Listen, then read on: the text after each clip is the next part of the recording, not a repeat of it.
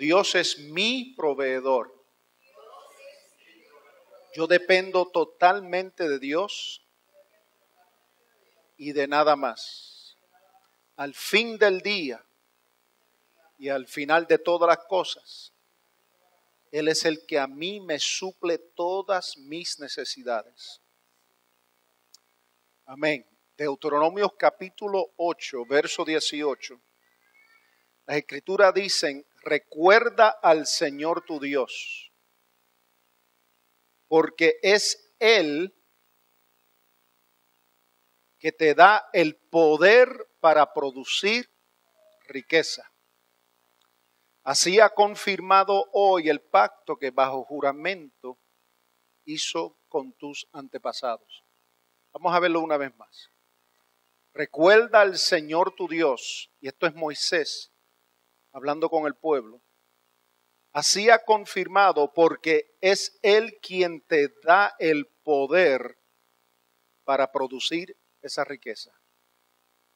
Así ha confirmado hoy el pacto que bajo juramento hizo con tus antepasados. Esta historia, cuando Moisés está hablando estas palabras, nos encontramos al lado de acá del Jordán. El pueblo de Dios estaba listo para cruzar. Y Moisés, dentro de tantas cosas que le dice y le da esta palabra de advertencia y de instrucción. Es importante entender que esto es una palabra de advertencia y de instrucción, aunque parezca que es una palabra envuelta total y completamente en bendición, pero es una bendición, pero finalmente Dios está advirtiendo al pueblo, le está diciendo, antes de que tú cruces el río Jordán, te voy a dar unas advertencias. Y si usted lee el capítulo 8 del libro de Deuteronomio, capítulo 7 igualmente, Moisés está dándole una palabra al pueblo, yo diría casi la palabra final de advertencia y de instrucciones. Porque la instrucción siempre viene con advertencia, igualmente viene con bendición. Cuando Dios habla, Dios nos da unas instrucciones que eventualmente son bendición, pero también es una advertencia. Dentro de la palabra de Dios siempre hay advertencia. Y en esta ocasión, Dios le está diciendo al pueblo, dentro de estas palabras, esto no quiere decir que nosotros los seres humanos tenemos el poder innato para producir riquezas. Mucha gente ha leído este verso y ha interpretado que nosotros tenemos dentro de nosotros mismos un poder innato, místico, para producir riquezas. Nosotros no tenemos ese poder. Nosotros tenemos unas cualidades como seres humanos y poseemos unos atributos que Dios tiene, porque el que tiene el Espíritu Santo tiene atributos de Dios. Cuando la Biblia dice que somos llenos del Espíritu Santo y tenemos unos frutos, los frutos son las características de Dios. O sea que nosotros estamos llenos del Espíritu Santo, tenemos características de Dios, tenemos algunos poderes que Dios nos da, pero uno de esos poderes no es producir riqueza. Se ha predicado lo contrario, que nosotros tenemos el poder para producir riqueza. Y bueno, si eso fuera así, yo creo que una persona nada más con el poder innato de producir riquezas por sí solo resolvería los problemas del mundo en una sola noche.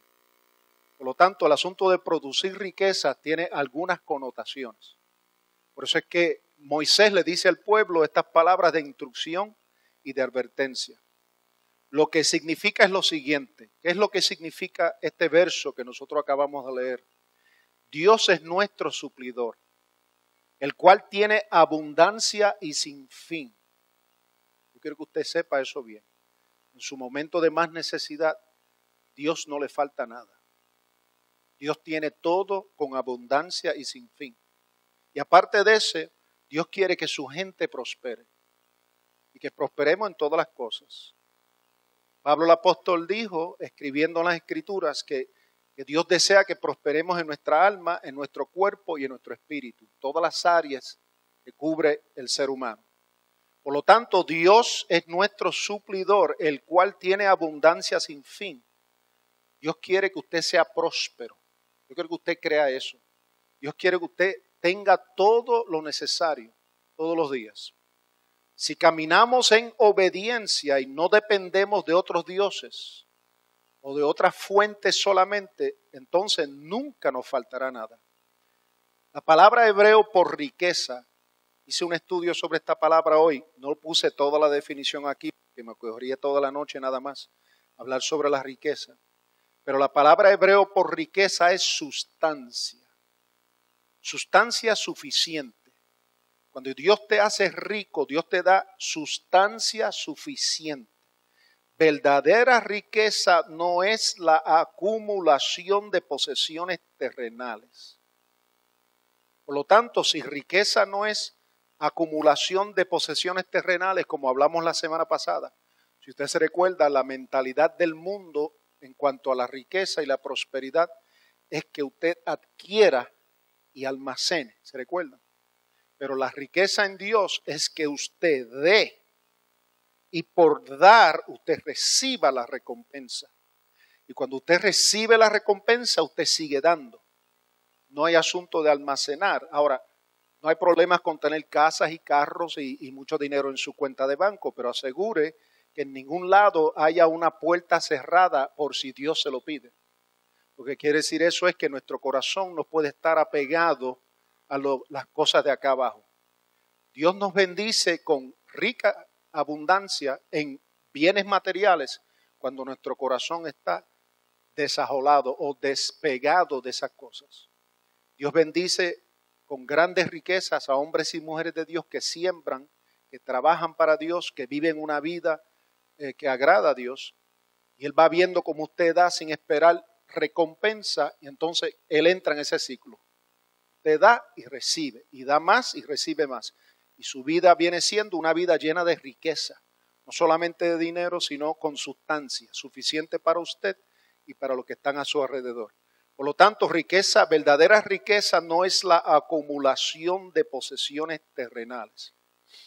Queremos hablar en esta noche sobre este asunto, este tema que es bien importante, sobre que Dios es mi proveedor y es tu proveedor. Vamos a ver número 1.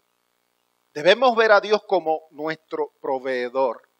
Y eso es importante. En estos días que nosotros estamos viviendo, es importante que tengamos bien claro quién nos provee. Que vayamos al trabajo todos los días y tengamos clientes, pero el que provee, el que está detrás de todo es Dios. Y eso tiene que estar claro en la mentalidad nuestra. Porque si no está claro, cuando sea removido esa fuente, usted se va a quedar sin esperanza. Cuando tenemos bien claro y enfocado quién es el que me provee a mí, la cosa que sea, la área que sea. No solamente estamos hablando de dinero, estamos hablando de emocionalmente, espiritualmente. Dios provee todo. Número 1, debemos ver a Dios como nuestro proveedor. Proveedor o proveedora se aplica a la persona que provee o abastece. Dígalo conmigo, abastece. Dios quiere proveerte todo y te quede proveer tanto que no tengas espacio para acumularlo todo. Se aplica a la persona que provee o abastece a otra persona de lo necesario o conveniente para un fin determinado. A veces creemos dentro de esa definición que lo necesario es conveniente. Ya no hay una diferencia. No lo necesario no siempre es conveniente. A veces lo que pensamos que es necesario ahora mismo, Dios determina que no es conveniente. Necesitamos un carro para llegar al trabajo, pero Dios determina todavía no hasta que sucedan ciertas cosas. Hasta que lleguemos a un grado de compromiso con Dios. Hasta que pasen algunas cosas que solamente usted y Dios sabe. Es que la necesidad y la provisión se juntan porque Dios ve que entonces es conveniente. Esa es la definición número 1. Número 2, riqueza o que Dios provee. Se aplica a la empresa que se dedica a proveer o abastecer de productos necesarios a una persona o empresa. Y un proveedor es una persona que tiene por oficio proveer de todo lo necesario a una colectividad o casa de gran consumo. Así que Dios es nuestro proveedor, Pero de la misma manera que nosotros entendemos que Dios es nuestro proveedor y lo aceptamos como tal, nosotros entonces somos proveedores a otros. O sea, la fuente no se puede parar. La bendición es como un río de agua. Si viene de Dios, usted tiene que agarrar lo tuyo y seguir fluyendo. Tiene que haber provisión continua. Tú recibes y tú das. Tú recibes y tú das. Recibes dinero, das dinero. Recibes fuerza, das fuerza. Recibes de Dios consuelo, tú das consuelo. Tiene que haber un constante movimiento de lo que se provee. Segunda de Corintios, el capítulo 9, el verso 10 dice: el que le suple semilla al que siembra. Si pausamos ahí, es una tremenda bendición. Porque usted y yo, según la semana pasada, vimos que todos sembramos. ¿Sí o no? Entonces, si usted y yo somos sembradores, usualmente el que siembra tiene que comprar las semillas para poder sembrar. Pero lo importante y lo interesante de Dios es que Dios no solamente te permite sembrar, pero te da la semilla. Usted ve cómo eso es doble bendición. El verso dice: el que le suple semilla al que siembra, también le suplirá pan para que coma. Aumentará los cultivos y hará que ustedes produzcan una abundante cosecha de justicia. Por lo tanto, número uno, es importante que usted y yo tengamos bien claro que el que provee es Dios. Porque los trabajos se pueden ir, la economía se puede ir a ajuste. Pueden haber grandes cambios en nuestras vidas, puede venir la enfermedad, puede venir cualquier cosa que remueve nuestra fuente de provisión inmediato. Pero tenemos que tener bien claro que detrás de esa fuente es Dios. Eso tiene que estar claro, y no solamente aquí, pero lo tenemos que entender acá adentro, porque eso también será probado. Será probado si nosotros entendemos que Dios es nuestro proveedor. Por lo tanto, el verso: Él suple la semilla al que siembra. Siempre hay bendición en abundancia. Número 2, debemos transicionar. Diga esa palabra por favor conmigo: transicionar.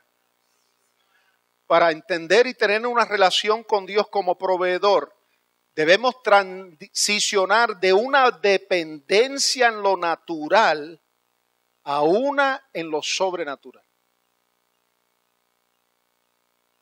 Aunque lo que Dios nos provee se manifiesta en lo natural, pero el origen de nuestra bendición viene de Dios. Y la Biblia dice que Dios es espíritu. Por lo tanto, Dios es sobrenatural, es espiritual. Nuestra transición debe de ir a una dependencia sobrenatural. Eso entonces va a quitarle los límites a usted de ver su provisión como algo cercano, algo que depende de la economía, algo que depende de su trabajo inmediato, algo que depende que si sus clientes lo llaman. Yo creo que cuando tenemos eso bien claro, y yo estoy pasando esa transición, yo tengo que confesarlo, no es la primera vez en mi vida, pero yo también estoy transicionando, porque Dios me está llevando a otros niveles, a otras alturas, como yo estoy seguro que muchos de ustedes, me está transicionando en mi mente de comenzar a depender en lo sobrenatural y no tanto en lo natural. Jeremías, el capítulo 32, verso 39, habla sobre esto, pero también el profeta Jeremías nos habla sobre la lucha que tenemos. Usted va a tener una lucha. Yo tengo una lucha todos los días. No importa cuánto usted ore y estudie las escrituras. Hay una lucha, hay una batalla. Jeremías habló de esto. En el capítulo 32, el verso 39, haré que haya. ¿Cuál es la próxima palabra? Coherencia.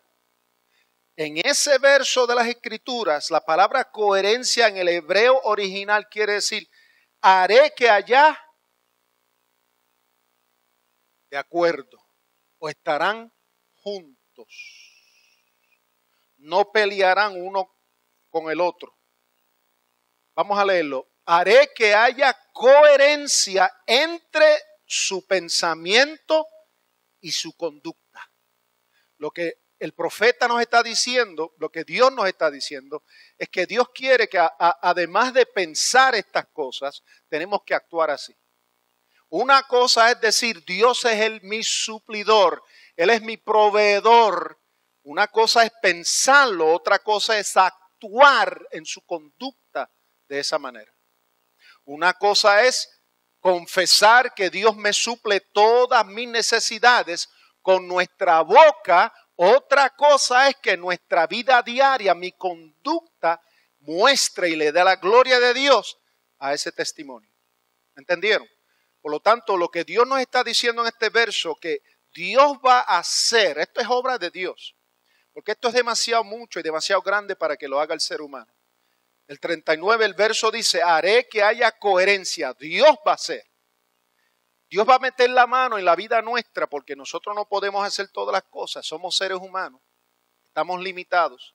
Y Dios sabe que estamos viviendo unos días en esta tierra que no son difíciles. Mientras pasan los días, los meses, los años, las economías del mundo y de los países se van cayendo. Y lo que Dios va a hacer en estos últimos días, mira lo que Él dice, haré, yo haré, Dios va a hacer. No que nosotros tenemos que hacer.